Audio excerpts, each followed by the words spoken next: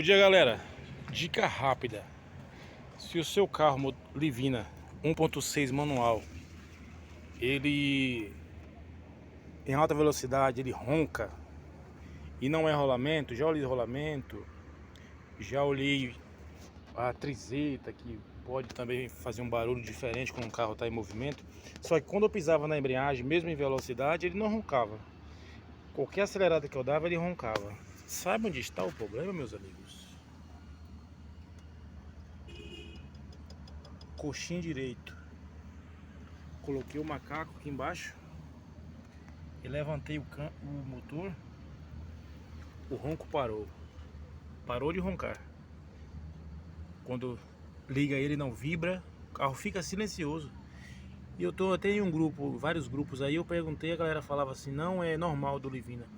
Só que eu olhei aqui, galera, tem um espaço grande aqui, ó, aqui embaixo, ó. Esse sifão aqui, ele não existe. Isso aqui fica colado, essa borracha fica colada aqui no coxim, na ferragem do coxim. Tem muito espaço aqui, ó.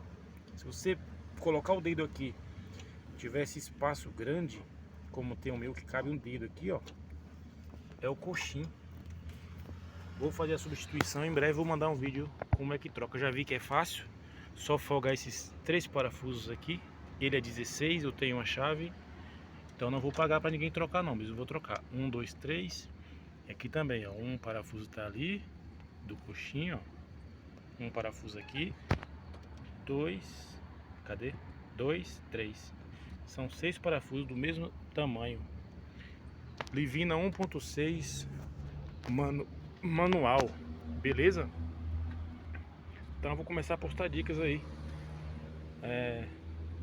Muito bom o carro.